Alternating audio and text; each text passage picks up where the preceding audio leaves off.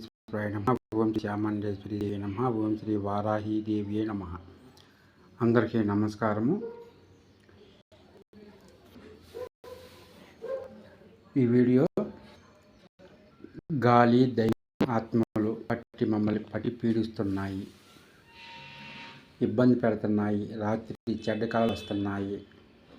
కళలు వచ్చి తెల్లారేసరికి తలనొప్పి, తలభారము, హుషారు లేకుండా అయిపోతుంది. ఈ విధంగా ఉన్న వాళ్ళకి ఇది ఆంజనేయ యంత్రము. ముందుగా ఈ శ్రీం భద్రకాళి ఛానల్ని సబ్స్క్రైబ్ చేయండి. పక్కన ఉన్న లైక్ బటన్ని ప్రెస్ చేయండి. బొట్టిన వేలు ముద్ర ఉంటుంది, దాన్ని ప్రెస్ చేయండి. తర్వాత ఈ వీడియో ఫస్ట్ నుంచి లాస్ట్ వరకు పూర్తిగా చూడండి. ఈ ఆంజనేయ యంత్రము గాలి దయ్యము. మాకు గాలి సోకింది, మా ఇంట్లో వాళ్ళు చనిపోయారు. చనిపోయిన దగ్గర నుంచి మాకు ఇబ్బందిగా ఉంటుంది. కళలో కనిపిస్తున్నారు. పగలంతా బాగానే ఉంటుంది. రాత్రి సమయం వచ్చేసరికి ఏదో తెలియని ఆందోళనకరంగా ఉంటుంది. చెడ్డ కళలు రావటము ఇవి జరుగుతున్నాయి. ఇంట్లో పరిస్థితులు కూడా బాగలేవు అన్న వాళ్ళకి ఈ యంత్రం బాగా పనిచేస్తుంది. దీనికి విధి విధానం అనేది చాలా లాంగ్, అంటే చాలా ఎక్కువగా ఉంటుంది. ఈ యంత్రం మాత్రమే చూపించటం జరుగుతుంది. విధి విధానం చెప్పాలంటే టైం సరిపోదు.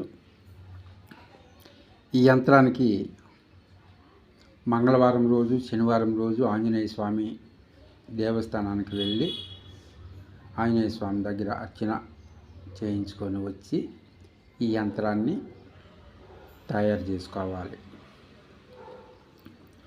యంత్రాన్ని తయారు చేసుకున్న తర్వాత దీనికి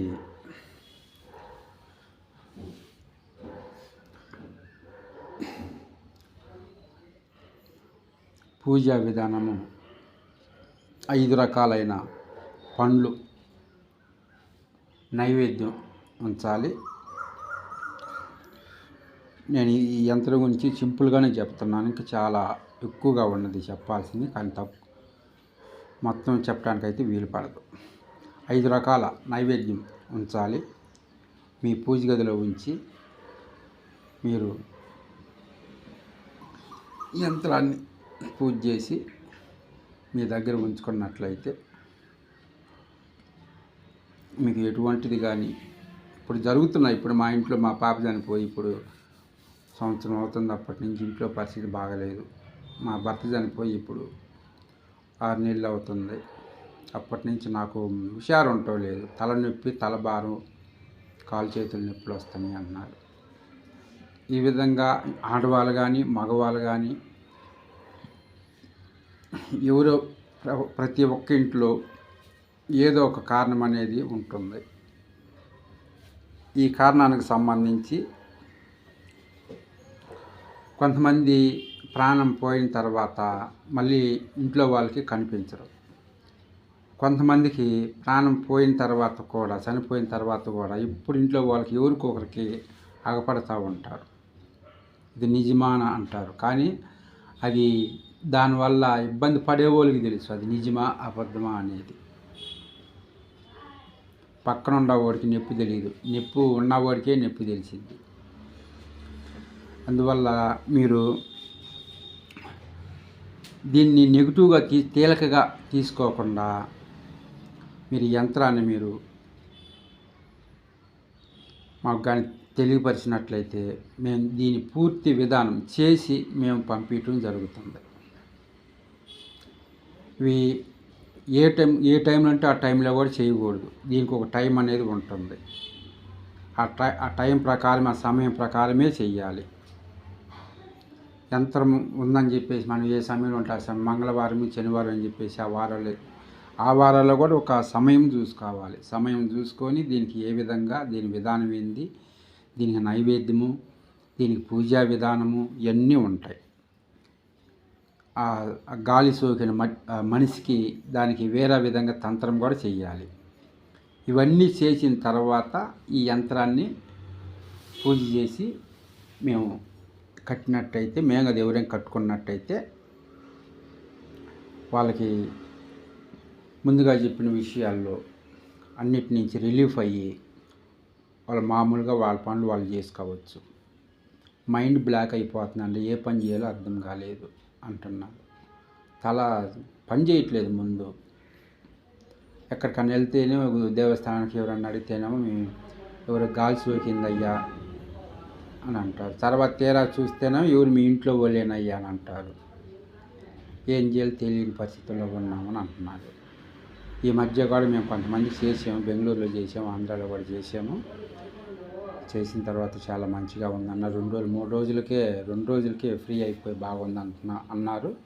ఈ విధంగా ఈ యంత్రాన్ని చూడండి, ఆంజనేయ యంత్రం చాలా మంచిగా పనిచేసేది భూత ప్రేత పిశాచాలకు, గాలి దెయ్యాలకు కూడా.